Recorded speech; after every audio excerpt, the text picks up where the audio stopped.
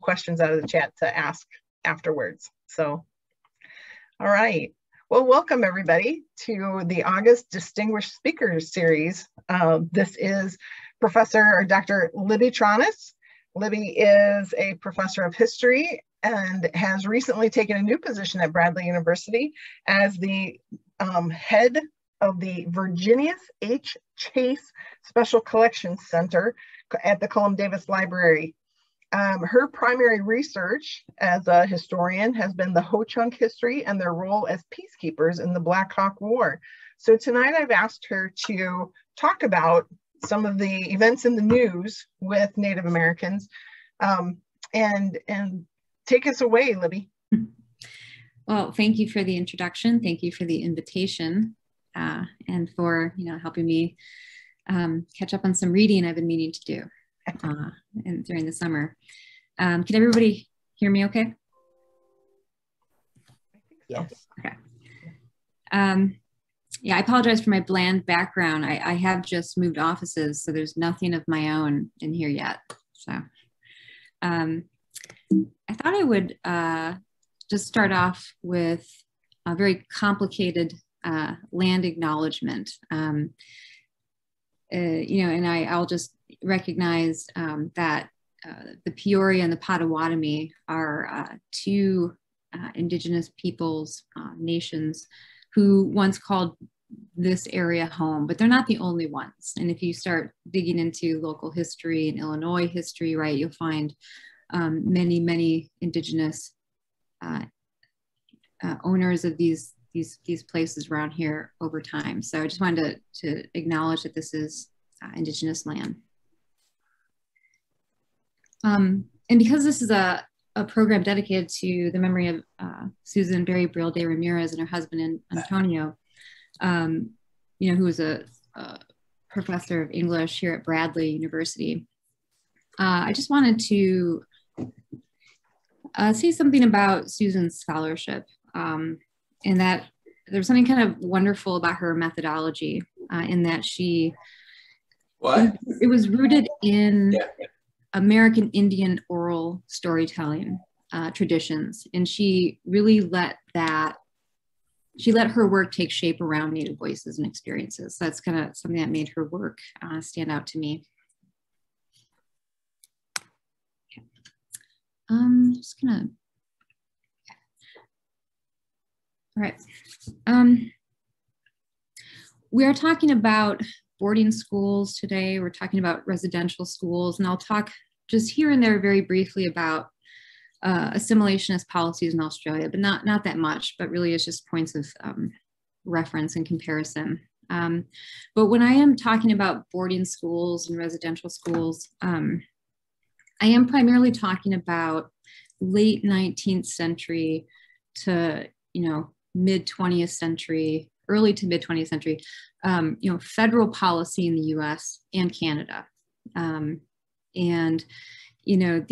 there were always missionaries working among indigenous peoples since Europeans arrived in the Western Hemisphere. But I am talking about, by and large, late 19th century to early to mid 20th century. Okay. And I'll try to draw distinctions between US and Canada where necessary, but I'm kind of just looking at just trying to tell a broader story here about common experiences and traumas of indigenous boarding and residential schools.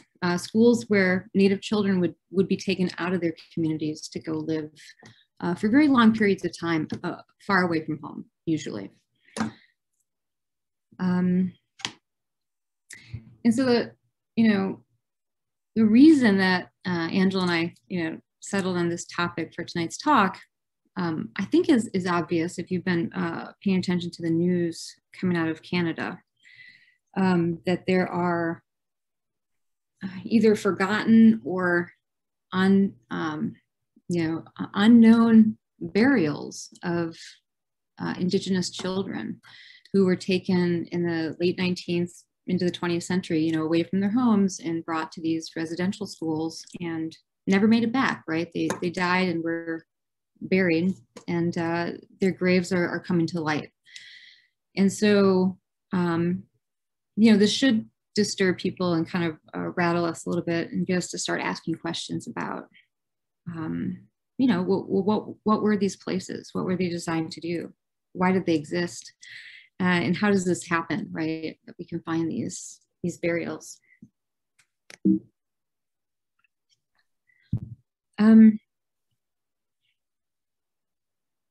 This is I realize, probably a difficult map for you to see, and I'm willing to share this PowerPoint slide with Angela and all the links that can take you to these maps online where you can zoom in.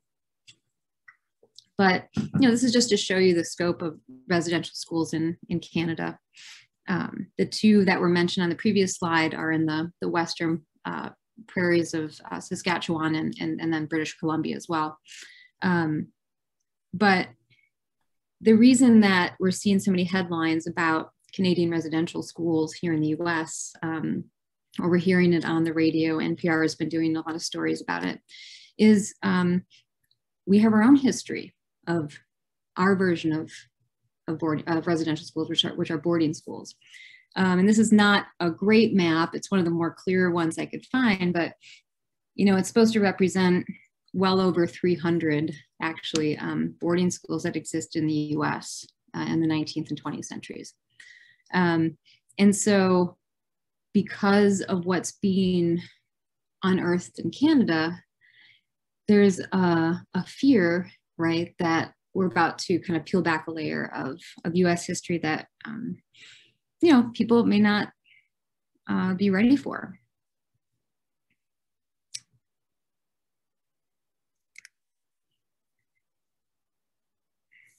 And in talking about Indigenous people of the Western Hemisphere, we are always talking about multiple histories. We're talking about international history. We're talking about, you know, Indigenous studies are, you know, international studies, because the borders of our nation states today, you know, cut through many Indigenous communities that exist on the border between Mexico and the US and the border in Canada. So, you know, even if I wasn't going to be talking about Australia occasionally tonight, this would still be, you know, just by the nature of Indigenous history and Indigenous studies, international.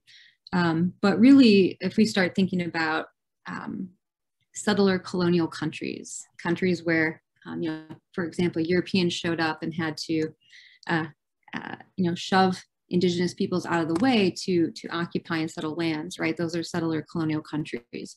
We do see these patterns and these, you know, themes and these, you know, shared periods of violence and trauma. And one of those is assimilationist policies, land grab policies. And the boarding and residential school institutions were very much part of that. And so the topic itself lends itself to an international look, and you know, hopefully some lessons or deep reflections on our past and present, right, will kind of come out of that. Okay. So I think I'll just say a little bit about you know, the US and Canada boarding and residential schools initially. And I'll start with just perhaps the most well-known school in the US, and that would be the first school, that is Carlisle. It's, you know, it's recognizable, it's associated with Jim Thorpe. That's where he sort of elevated himself through athletic achievement. But it's also the school that became the model for you know, hundreds of other schools across the US and Canada. This is a school that was founded by Richard Henry Pratt, a military officer. And he sort of cut his teeth on educating Native peoples in a prison in Florida.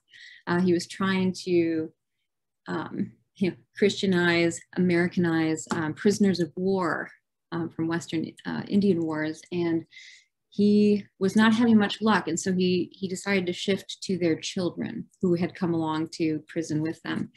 And he sort of grew this into his Carlisle model He established this school in 1879.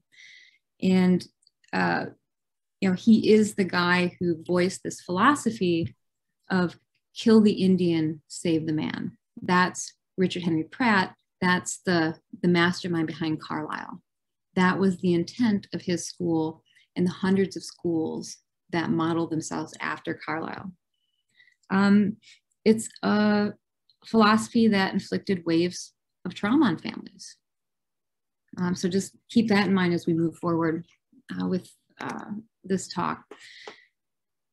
So it was very shortly after Carlisle opened that the architect of Canada's residential schools basically started pushing for Canada to adopt a similar, if not same, policy for its Indigenous peoples. And what this guy named Nicholas Davin really liked about Pratt's Carlisle is it removed Native children from their communities. That was absolutely key for both Pratt and Davin. As Davin says here, if anything is to be done with the Indian, we must catch him very young. The children must be kept constantly within the circle of civilized conditions. Okay. Very quickly after Davin starts pushing for this in 1879, Canada's federal government opens, you know, its first schools out in the Western Prairie of what would become the province of Saskatchewan. So it opens 3 schools by 1883. And the numbers, just like in the US, of students attending these go up exponentially each year. But I'll just say, you know, right now up front, that boarding schools and residential schools are remembered as a dark chapter in US and Canada history, when they're remembered at all. You know, recent surveys that have come to light because of the news coming out of Canada, right, is that, you know, 10 to 20% of the populations of these 2 countries don't know much or anything about boarding schools or residential schools. Maybe they've heard the term, but they don't quite understand them as institutions of assimilationist policy. I'm willing to bet that more people know more now than they did perhaps a month ago.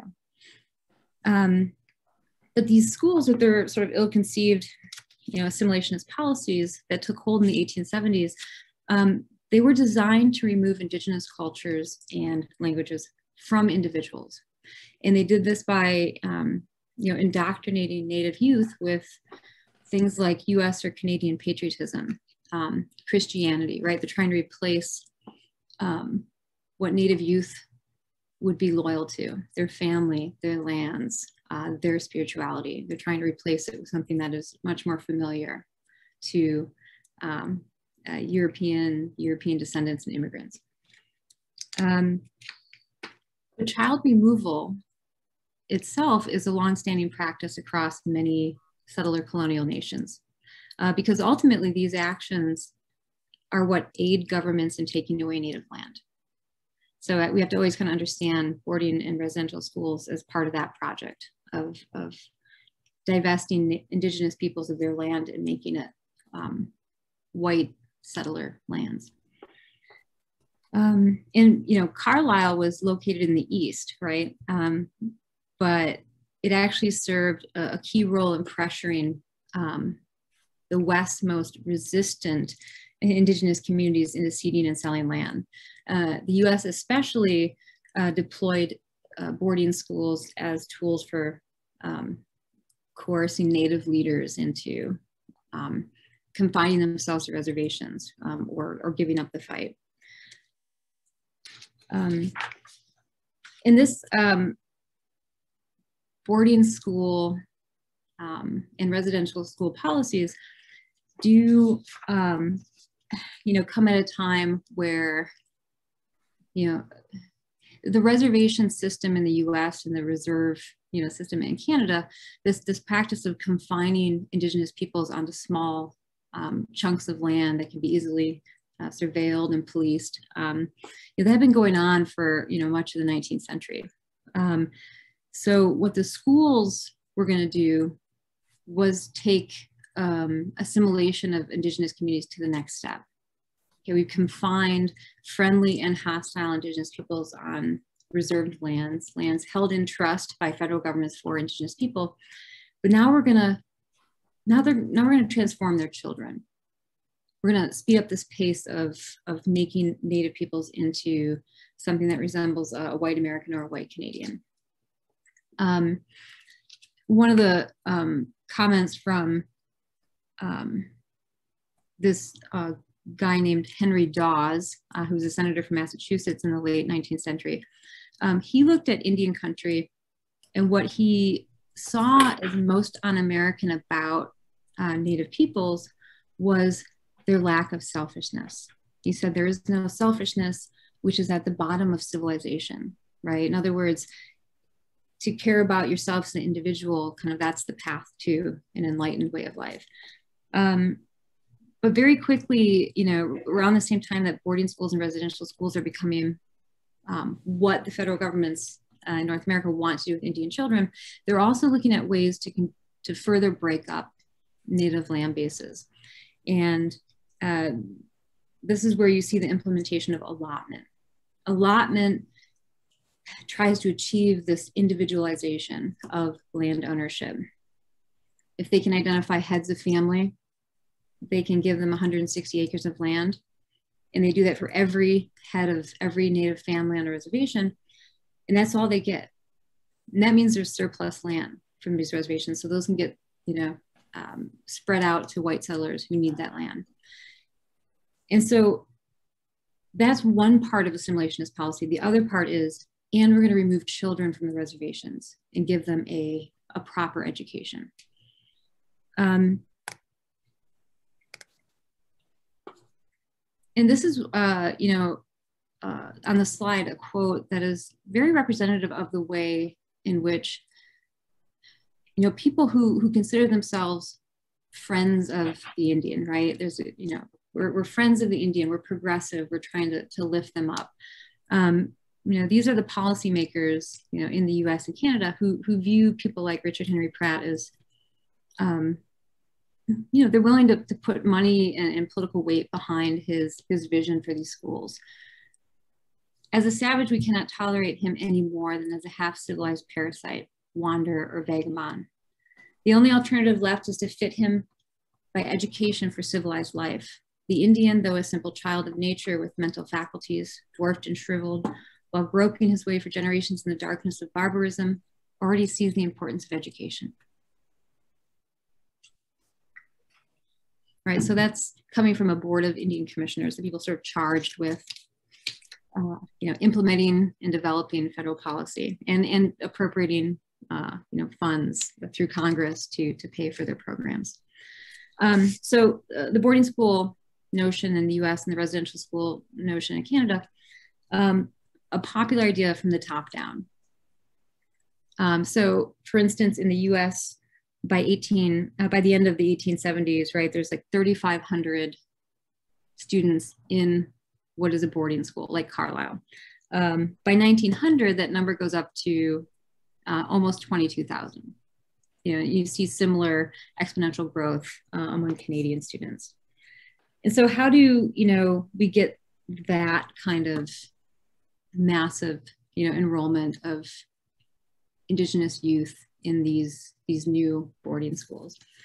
Well, it's because if you have a, you know, a government that is very interested in transforming Indigenous youth and separating them from their belief systems and their communities, they're going to put money behind it and they're going to pass legislation. So in the 1890s, attendance becomes mandatory at these schools. In the US, Congress authorized the Commission of Indian Affairs to basically do anything by any means to ensure that children of a suitable age attend these schools. And a suitable age could be as young as 4 years old. And, you know, Congress even authorized the Indian Office to withhold rations and annuities from parents who refuse to send their children to school. And so that's how we get those numbers to go way up. We have them, you know, basically children being captured by US soldiers, sometimes Buffalo soldiers, sometimes Native police who are working with the US government. And so here's a passage from the Apache Agency in 1886. everything in the way of persuasion and argument having failed, it became necessary to visit the camps unexpectedly with a detachment of police and seize such children as were proper and take them away to school, willing or unwilling. Some hurried their children off to the mountains or hid them away in camp, and the police had to chase and capture them like so many wild rabbits. This unusual proceeding created quite an outcry. The men were sullen and muttering, the women loud in their lamentations, and the children almost out of their wits with fright. So, this is an example of what has been, billed even at this time, right, by people who might have believed it as benevolent acts, right? They're trying to help these kids, but they are, these moments of terror and trauma that will persist with the children, but also the families who tried to hide them from the people who wanted to take them away to school.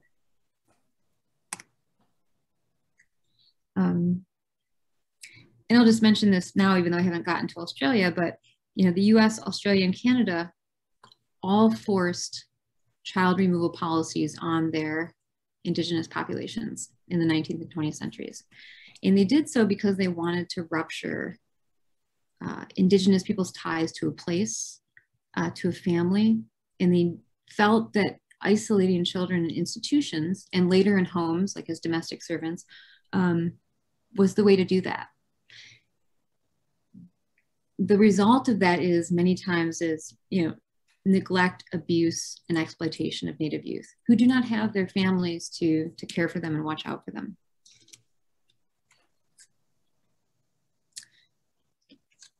So I think that what people do know about boarding schools is so this might be familiar to you, but these were really militaristic in terms of discipline. Again, Pratt, a military officer, had a very particular view about what was necessary to transform Native people, right? Again, kill the Indian, save the man. So militaristic discipline, very regimented student activities, very controlled spaces, the campuses of these schools. And that's a map of Carlisle off to the left. So regimented activities from morning to bedtime. Native children would come in and they would be given a European name. They would no longer be called or known by their Indigenous name. Boys' haircuts would, be short. They would not be allowed to wear their hair long. One of the most common complaints among male students is the uniforms. There's a lot of documentation of the students complaining about the discomfort of high collars, stiff shirts, leather boots. Students, years later, survivors, as adults, complained about the monotonous diet, right, they had to suffer through. The painful part of all this, more so than the high collars and the uniform, is they're not allowed to return home during breaks or vacations. They're not allowed to return home, even if there's a death in the family or even if the child is sick. This is very distressing to parents and students both. And, in archives across Canada and the US, you can find, or, government Indian agency collections occasionally, so it's in the government files too, you find letters written to schools on behalf of Native parents begging for their children to be sent back, and they're ignored or denied or explained away. If you look at the curriculum in these schools, the teaching methods, you saw kind of the view of Indigenous people and Indigenous youth. And so they were, the educators and the policymakers were already very limited in what they thought Native peoples were capable of. And so what you see is just a lot of repetition and memorization, even in reading and writing in these schools. So it's not about teaching critical thinking, right? The homesickness is something that's talked a lot about by survivors of residential schools and boarding schools. Basil Johnston is a writer, and he was a Canadian Anishinaabe, and he attended a Jesuit school in Ontario, and he remembered the emotional toll, not so much on him, but on the youngest children that he saw that he was in school with. He called them the babies, that they clung to the Jesuit priests or they huddled in the corner, and that they seldom laughed or smiled. He remembered them just crying and whimpering day and night. Like, so that was his memory. It's known too, these are the spaces where native language starts to disappear. You know, children are punished, you know, physically, but in other ways as well, for speaking their native languages. And, you know, the impact of that, that alone is that survivors of boarding schools refuse to teach their children the language. Okay, so here's a quote from Elsie Allen, a Pomo who attended a boarding school in California. And this is an oral history she gave in the 20th century. If I ever get married and have children, I'll never teach my children the language or all the Indian things I know. I'll never teach them that. I don't want my children to be treated like they treated me. That's the way I raised my children.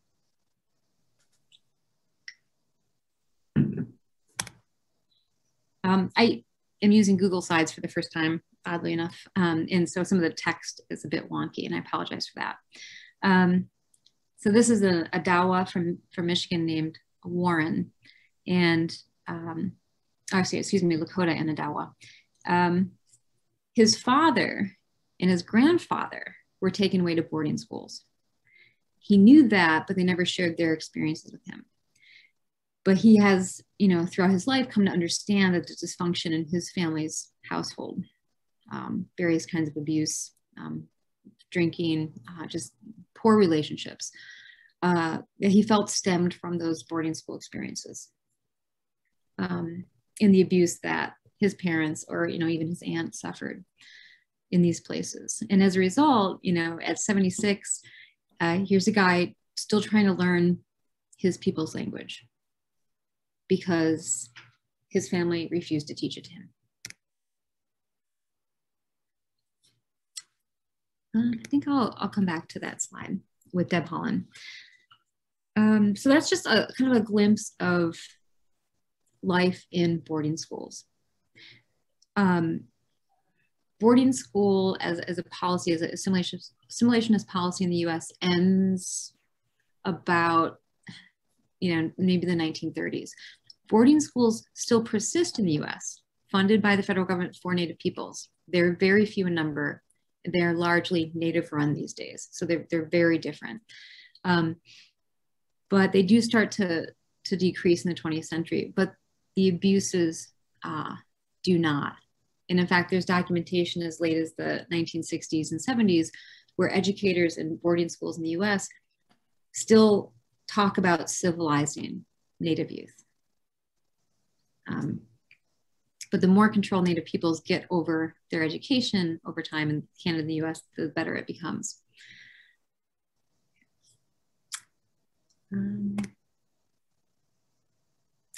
So one of the things that, you know, is so deadly for Native students in boarding schools and residential schools is, you know, well, diseases that transfer very easily, right? This is a community of students who are not used to living and sleeping in such close proximity to each other. And so they're suffering from everything like viral diseases of the eyes to things like tuberculosis, which will, you know, kill many students. TB just runs rampant through boarding and residential schools. And that's true, you know, well into the 20th century. Suicide, right? People, students who are just homesick. They don't see a way out. Students run away and they're not heard from again. So we don't know the fate of hundreds of those. And, you know, even there's lots of documentation about, you know, the pandemic of 1918, 1919, just sweeping through residential and boarding schools. And the schools just writing letters home to parents, letting them know their children are dead. You know, so it's really a combination of radical new ways of living, but also malnourishment. You know, those monotonous diets. It's also true that the children were not fed well. They were not fed what they needed. They were not provided for in terms of a traditional diet. Some scholars, as well as some survivors of boarding schools, do have positive stories. And you can point to, people like Jim Thorpe, right, who is one of the individuals who were elevated through his athletic achievement, right? All-American, Native American. So he made it onto this values.com billboard. And yeah, he's a success story. And he's not the only one, but the Jim Thorpes of the boarding school world are few and far between.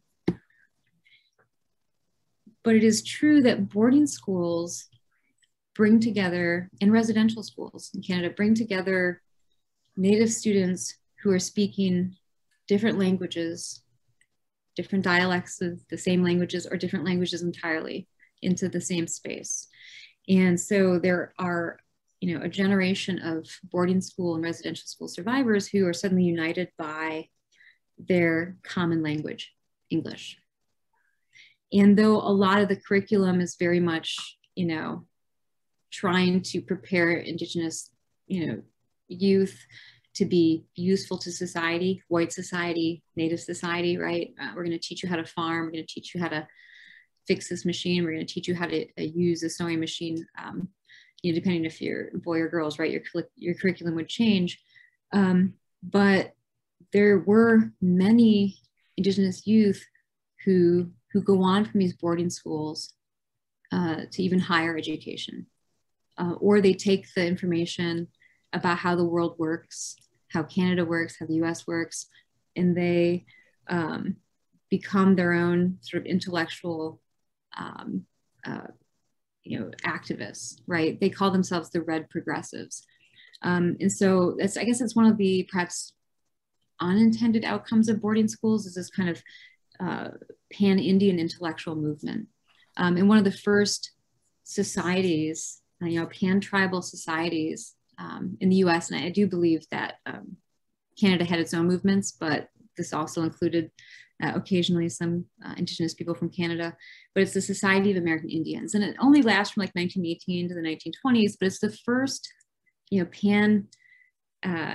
tribal, activist group based in the US. And to one member, he says it meant to him this moment where, quote, "the hour has struck when the best educated and most cultured of the race should come together to voice the common demands, to interpret correctly the Indian's heart, and to contribute a more united way their influence with the rest of the citizens of the United States in all lines of progress and reform." And so they thought, we're going to help Native peoples, we're going to help our race in particular, is how they talked about it, but we're going to help humanity in general.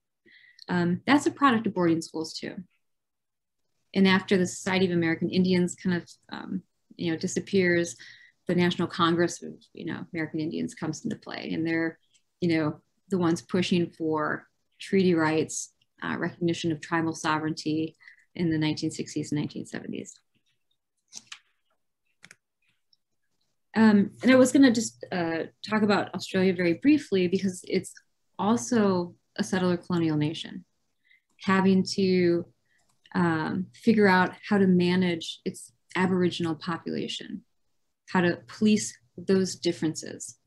And it's doing it at the same time that Canada and the US are developing their own policies of assimilation. And so they're all of these countries are aware of what the others are doing. And you can see sort of similarities. If you look at a timeline of the US implementing a reservation policy, and policymakers in Australia, years later talking about that same reservation policy. They're sort of kind of learning from each other. The thing that kind of sets, well, there's many things, but Australia was very focused on whiteness much more overtly. Their politicians often talked about, quote, breeding the color out. And so their assimilationist policies were really attached to phenotype, skin type. What do the Aboriginal people look like? But whatever their goal, right, to control who could marry who should be educated in this way, who should be educated in that way, absolutely relied on control over Indigenous families. And so their protection and absorption policies from the 19th and 20th centuries were they're very paternalistic. They empowered, white boards or white overseers, white individuals to make the most intimate decisions on behalf of Aboriginal people. Again, who they could marry, where their kids could go to school, if they were having kids. So very eugenic types of stuff seeped into Australian policy. And, but, again, at the base of it is a control over intimate relationships like families. And it was definitely intended to rupture, to separate the youth from the place and the kin, because that's, how you build a nation if you're trying to divest Indigenous people of their political power and their territorial power. So just want to leave time for questions, so I might move along a little faster. I just wanted to highlight a couple of books, actually, and I have more at the end of the slideshow that I can share with you as well. But this historian, Margaret Jacobs, has published a couple of books in the last 10 years. The first one, White Mother to a Dark Race, she's looking at the US and Australia. It's a comparative study. A Generation Removed, she's looking at Canada and Australia and a little bit on US as well. White Mother to a Dark Race is really looking at how white women in Australia and the US, everyday white women, as well as, anthropologists and well-known female activists, in the 19th and 20th centuries, the roles they played in facilitating the separation of Indian children from their families. And she's looking at it happening, in parallel ways in the US and Australia. So it's interesting how maternalism and white motherhood is used to sort of really disrupt Indigenous motherhood and their relationships to children.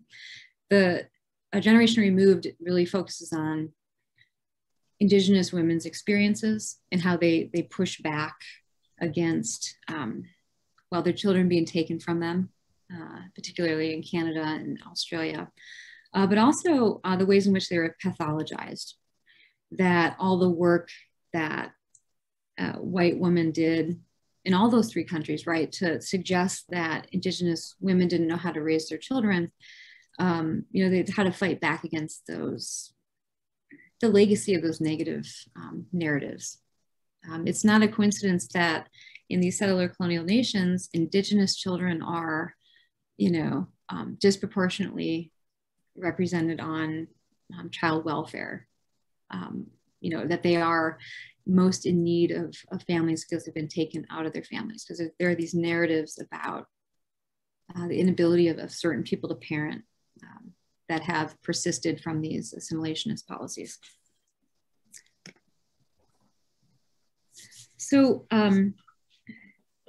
the unearthing or the discovery of these burials in Canada and what, frankly, people are bracing for in the US, right?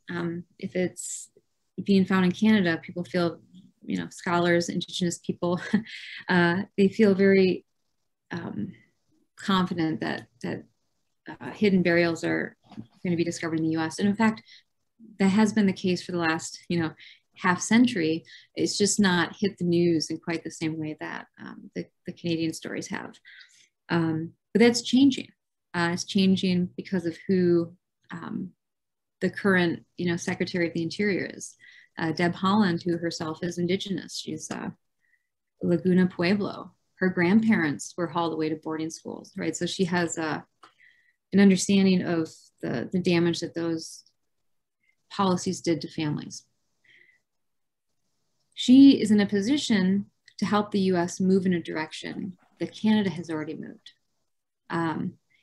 Years ago, Canada established a fully funded Indian residential school settlement agreement, a class action lawsuit essentially where the Canadian government, in combination with some of the religious organizations who ran the residential schools in Canada, they're offering financial reparations to people, to survivors and descendants of survivors. And the Canadian government's also apologized. Stephen Harper, did this back in 2008. The United States has not done any of that yet. But again, this might be the moment really where the US takes a different route. Canada has its truth and reconciliation efforts. Land acknowledgements in Canada have been much more the norm for a lot longer than they have in the US. But Canada has been spending money, resources, and human power on digging up the truth so that they can reconcile with their past, frankly. The big report looking at all the different policies of Canada towards its Indigenous people and Métis, right? This is a report that uses language like cultural genocide. Canada committed cultural genocide against its Indigenous people. That's the same language that truth tellers would use to describe US policies toward its Indigenous people. Same with Australia. But the US has not dug into its past in the same way that Canada has. All this said, Canadians were still shocked, last month when these discoveries were being made. Indigenous peoples were horrified. They were not shocked. They've had their own memories and oral histories of their own experiences in residential schools or their members of their family, right? So to them, this was not news. It's just that people started listening. And Canada's residential school program officially ended in the 1990s. So it's not that distant of a past. So I think I'll just mention quickly that there have been efforts in the US to not only uncover what happened to all these students, thousands and thousands of students in the US who went to boarding schools, most by force, but some because it was the best option and the parents wanted them to go. But what happened to them? Why have they disappeared from the record? Why does, why are there 227 students who are documented going to Mount Pleasant Indian Industrial Boarding School in Michigan, but never coming home? What happened to them? Maybe there's an explanation. Maybe the documents are lost. Maybe they ran away, but it could be more than that. And when you think about the fact that there are over 300 of these schools in the US with these absences, these silences, right? That's what has a lot of people uneasy about digging into our own past, is we're going to have to, ask questions about what this says about, US federal Indian policy and what it has to atone for. I mean, Canada's already atoned for it much more than the US, but it still has a lot to answer for, given the news from the last month. And I think that just in closing, before I just share these slides with some extra reading, if you want some not terribly uplifting reading, but important, is to, think of the benefit of what we can learn about, what we can learn about national formation across different countries by looking at its treatment of Indigenous people. The experiences of Indigenous people, and where things like boarding schools and Indian youth fit in. Why is it that these nations spend so much time and money policing these cultural differences? Why is it that they deemed basket weaving and blanket making, you know, as safe activities for students in their schools, as we saw in Canada and the US, but would beat children for speaking their languages or practicing their religion, right? So we can think about safe cultural differences, and we can think about what these settler nations think of as dangerous differences. We can think about those generational traumas that is a pan-Indigenous experience. Australia, Canada, US being the prime examples from today's talk, that what happened to somebody's grandparents in a boarding school or a residential school or an institution of assimilation, right? It has impacts on descendants generations later. And finally, you know, we should think more about the policies that are unfolding today. Whatever realm we want to think about or talk about, what are the policies that our governments are deploying that separate children from parents, that are,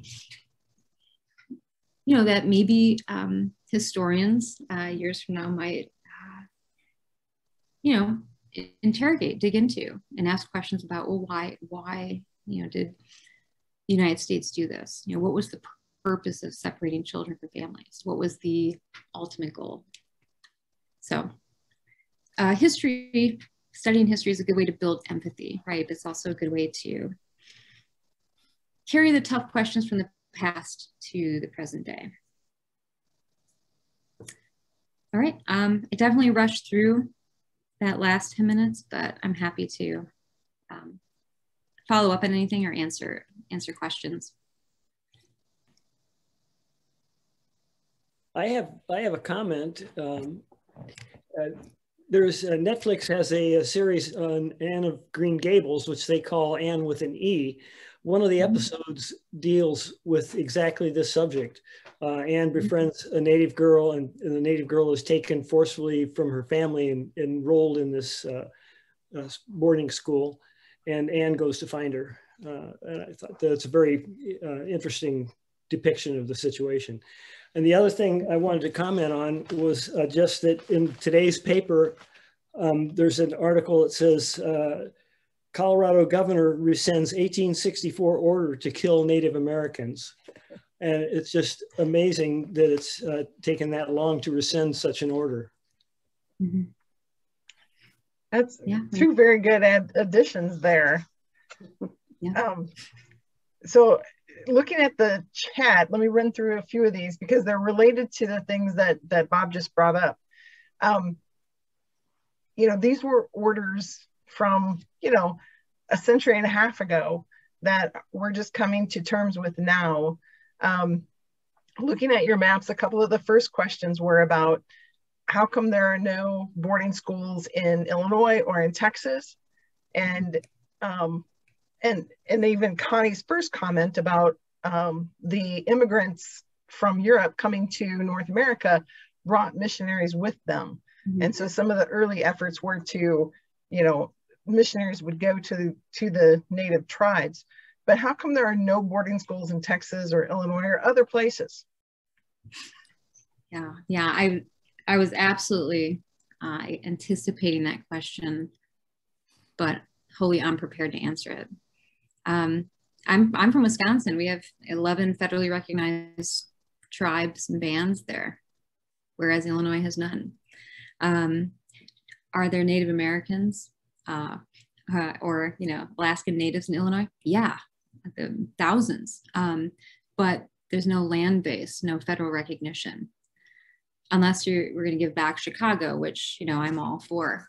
This is one of the leading cities in the U.S. with extremely high Indigenous population. Yeah, so I don't know why there are no known schools in Illinois. Do you think it could be tied to reservation status? Were there any reservations in Illinois or Texas?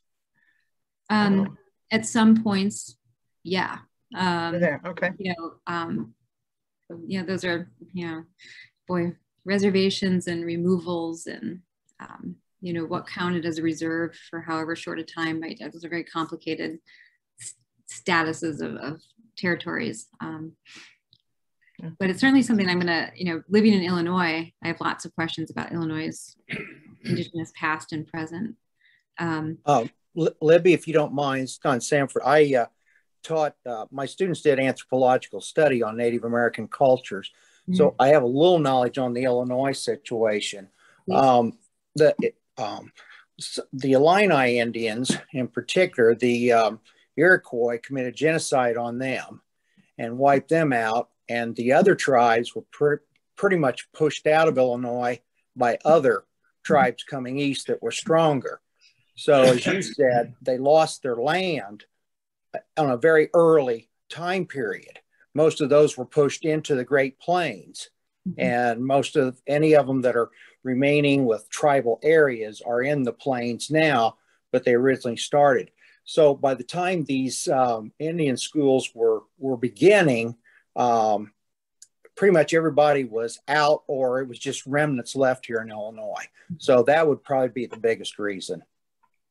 Yeah, the way in which land was seeded and settled in Illinois, happened much more quickly than Wisconsin. I will say, the Ho-Chunk lost all their land in what is, now Wisconsin, but they're back, right? And they're buying back land, so it's like, they had land claims in Illinois too. So yeah, that's the start of the story. And it's one of those questions where it gets very complex as we dig into it. But we had the tribes were trying to reclaim the land there in the southeast. I think it might have been the Shawnee, and I actually have the family farm there, and everybody was panicked that was going to be given back, but they wanted it because on the northern edge they wanted to put casinos in to try to bring people out of Chicago down for gambling. Thank you. Not that there's a connection between gambling and the Catholic Church, but one of the other questions from the chat does ask about religious affiliation. Did most of the boarding schools have a religious affiliation, or was that just coincidental? Well, I'll say that Canadian residential schools, absolutely. In fact, the federal government in Canada had a policy of residential schools mandatory, very similar to the US, but they handed off management and local administration and oversight to churches. It's something that the past couple popes, have been asked about and to comment on is the Catholic Church role in Canadian residential schools. And the Vatican's being pressured again to speak up because it's never issued any kind of apology or acknowledgement. Local churches have, various orders, Catholic orders in Canada have, and other denominations. In the US, actually religion was less of it was absolutely there. It was at the core, and it was Christian, but in the assimilationist era, the late 19th century into the 20th century, these were definitely federally run. There was a religious presence, and the Bible was taught, but it was not, the religious involvement, like the actual agents, the deacons, the Jesuits, the priests, right? They weren't the people sort of running the schools like they were in Canada, if that makes sense.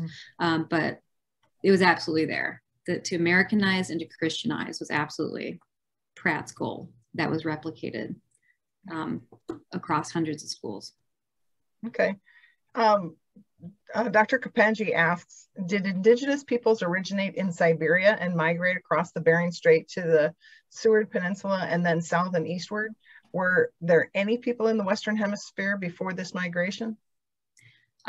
Sure, some came that way, but many others came, by boat tens of thousands of years earlier.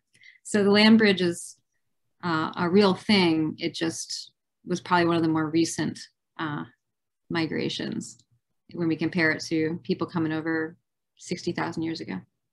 Okay. 1491 by Charles Mann is a fantastic book to read if you want to learn about kind of like what we know now about how people moved around the Western Hemisphere. And that actually leads to Maureen Mulville's comment. Louise Eldridge in her novel, The Night Watchman, portrays this topic of the kids going into boarding schools. It's a 2021 Pulitzer Prize winner in fiction. She's a Native American, and it's a good read. So thanks, Maureen, for that. Connie and Lisa commented on the age of the kids who were rounded up like rabbits, as you put in that quote, at the age of 4. Connie points out that even the English sent their children a little later, but then they would already be speaking their native language. It would be easier to wipe that kind of stuff out. Is that the reason that they aimed for children that young to go to boarding schools? Yeah, I mean, there's, you know, many dedicated discussions by policymakers and agents. And, you know, this is where the white women really enter the story in an interesting way in the US and Australia. They, you know, basically just make their way into these indigenous communities, establish relationships with particular families, and work on convincing the mothers to let their very, very young children go off to these schools. And so it's one of the more sort of sinister looks at like maternalism and assimilation as policy. But yeah, basically is, you know, if you're thinking like Richard Henry Pratt, right, a 5-year-old is going to be, you know, their attachments to place and family are going to be much easier to deracinate, erase, rupture than a 15-year-old. So Dr. Kapanji brings up a good point about citizenship. And, you know, some of the comments you've already made, taking away land or allocating land, the allotment process, so that there was, you know, leftover land that could be given to white settlers. How does citizenship play in? Because these are Native Americans. They're indigenous peoples who are not from Europe. And so if I remember from my own history, they didn't get citizenship until, generally speaking, until the end of the Dawes Act, about 1930s. So, so they are not considered American citizens until the 20th century. Mm-hmm. How does that, you know, did they get to be citizens after they went to these schools? How does that play into the way that Native Americans have been treated? Yeah, that's a great question. So yes is the easy answer. There's a connection, but you know, it's interesting, right? These schools were intended to transform Indigenous youth into American youth, right? To remove the Indigenous aspects of their lives and just wholly remake them, turn them on a new path altogether. Even if ultimately, you know, these children might go back to their communities, right? They'd go back to kind of, you know, re-educate members of their community. Mm-hmm. But it was not, you know, the project to grant them citizenship, right? They didn't graduate with a diploma and get citizenship. And that's weird, right? It's sort of an odd question to ask about. You know, the US has long struggled with like who gets to be a citizen, who gets to enjoy the rights of citizenship. How is it that Native Americans are not included in the 14th Amendment, you know, after the Civil War? And part of that answer is tribal nations didn't want US citizenship. They had fought hard through Supreme Court cases, you know, case in point, the Cherokee, educated by missionaries, turned it around in the US and like sued, you know, Andrew Jackson's and his you know, the people after him, right, like in federal court and the Supreme Court about their land and their rights. Native peoples didn't want to be US citizens because they worried that that would erode their sovereign tribal status. You know, if you'll read the Constitution, perhaps tonight after we leave here, you'll notice, you know, various places where tribes or Native peoples are mentioned. And it's very clear in the Constitution that they are, you know, they are treated as other nations. Mm-hmm. And so they have a sovereignty that predates the United States. And they fought to keep that. And so it's, you know, a lot of Native peoples resist citizenship even after they're offered it in 1924. But one of the reasons they're offered it, or really it's imposed in 1924, is because of the disproportionately high numbers of Native men who went off to fight for the US in the Great War, the First World War. And so it sort of like brought into relief this weird gap between military service for the United States and the fact that they didn't actually have citizenship. And so Native peoples today, if you're a Mohawk, you have dual citizenship. You're a member of the Mohawk Nation. You're also a member of the United States citizenry, unless you're on the Canadian side, in which case you'd be Mohawk and Canadian. And you know, that brings up not in the chat, but another question or another comment that people seem to resent certain tribal groups because, as Don pointed out, they have the casinos. And so they get to keep the profits, and they get to decide who is a member of the Meskwaki tribe in Iowa with the big casino. My argument in response to that, because this comes from a family member, was always, I don't think we should complain about them having the casino and the profits from that casino when we strip them all of their other land and property and identity practically. But yeah. Is that a lingering complaint? And it kind of ties in with Larry's comment about the number of boarding schools in New Mexico and Oklahoma, related to the size of, and the shrinking size rather even, of the reservations there.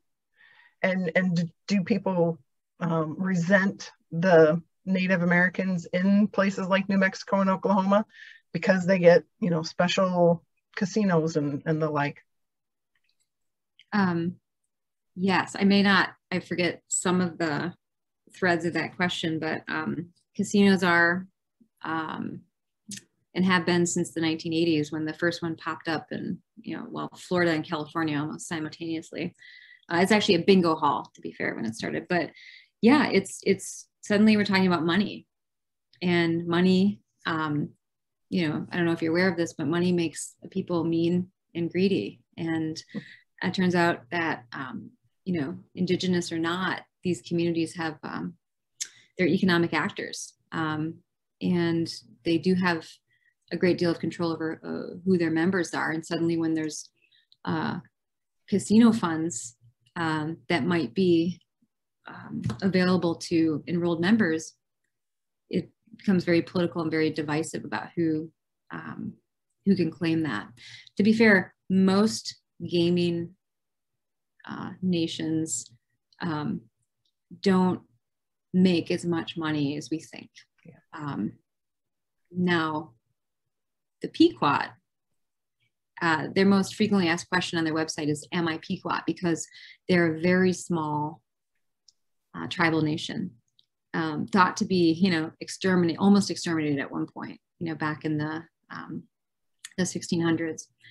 And, but they're still here, and they're very, very rich, but they are an exception, as are the Seminole, you know, who I believe just bought, you know, the Taj Mahal off of that one guy who was president, you know, Donald Trump, the old casino owner, right? So they are better entrepreneurs than Donald Trump, right? So they're good at it. They own the Hard Rock Cafe franchise. Those are exceptions. Mm-hmm. So are individual checks going out to tribal members. That's not the case. Usually these funds are earmarked for scholarships, building schools, infrastructure. The Oneida in Wisconsin are very fond of building things that are in the shapes of turtles. They built a new middle school. It's in the shape of the turtle. They've put new roundabouts around the Oneida Reservation in the shapes of turtles. You know, so casino funds are, they create division, questions about citizenship, you know, who's really a Cherokee and who's not, right? But they also are going toward language programs, cultural revitalization, and stuff like that. But yeah, so they're in the, you know, in Wisconsin, you cannot have a casino unless you are Native.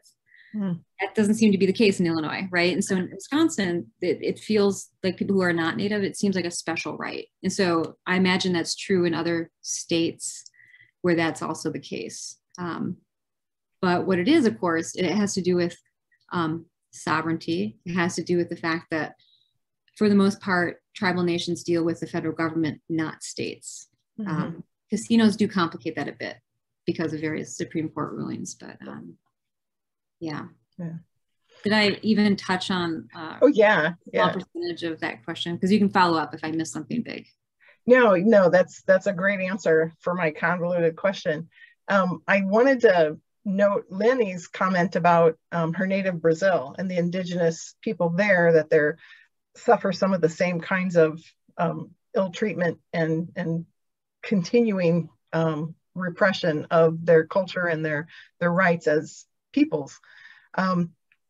Racism continues. This will probably be the last question. We've kind of come to the end of our time, but I would like to ask about racism and the ongoing impact of the treatment of Native Americans and racist sentiment against them. As you pointed out, Canada has apologized and has begun a program of reparations for their indigenous peoples, but the United States has not recognized that. And you noted Jim Thorpe as one of the most famous success stories of the Native American peoples, but he faced racism even as a gold medal Olympian and multi-sport star. He faced racism his entire life as well. So how does that play out? What's the future for relations for First Peoples and the United States or Canada or anywhere else in the world? Yeah, no, that's a great question too. I'm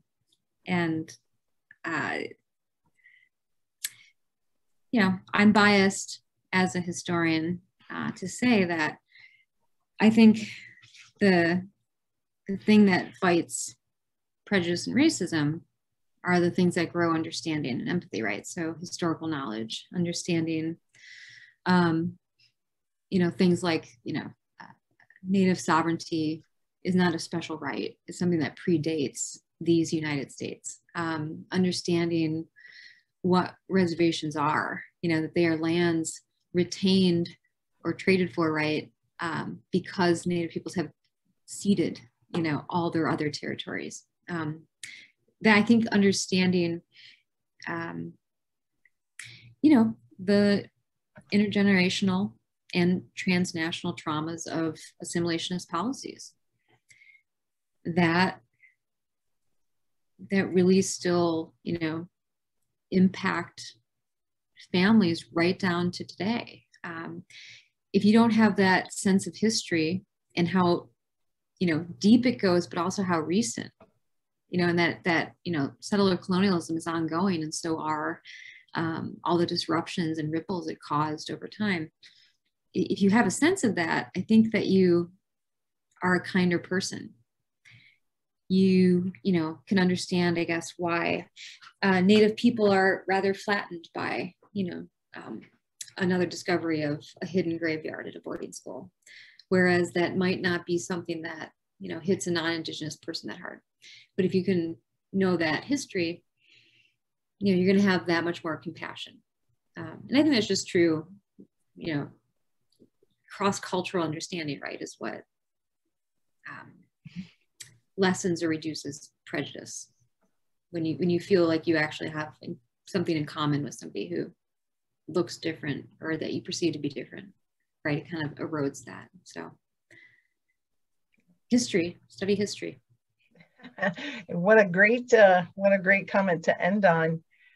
This program was in honor of Susan Brill de Ramirez, who served on the board of the Peoria Area World Affairs Council and was a professor of English at Bradley here, and her husband, Tony Ramirez de Baron, who also was here at Bradley. And Susan Brill was passionate about Indigenous people, about Indigenous literature, and about building that cross-cultural connections to raise awareness of peoples of the whole world. And so thank you, Dr. Tronnes. This is really a fascinating look and a great historical perspective. I look forward to hearing some more from you in the future. So with that, I would like to remind everybody we're going to have our annual meeting of the membership on Sunday, August 29th. If you haven't RSVP'd, let me know if you're coming in person just for planning purposes. We will be wearing masks. We're using the big auditorium at the Peoria Riverfront Museum. So there's plenty of place to spread out, but I will ask folks to wear masks when they arrive. We'll also have it on Zoom, so you can join us on Zoom as well. And don't forget to register soon for the gala event. We are actively having a plan B, but on September 16th, we will look at intervention with Ambassador Robert Ford, who was U.S. Ambassador to Iraq and Syria, and Ambassador Ron Newman, who was U.S. Ambassador to Afghanistan and another country, a couple other countries. So we will have a look at especially Afghanistan and Iraq in light of things that are going on right now. You won't want to miss this evening. So virtually or in person, please register for the gala on September 16th. You can find the registration on the website at pawac.org, or if you want to send me an email, I can send you a brochure in the mail, director@pawac.org. With that, again, thank you, Dr. Tronnes. This was really a great discussion.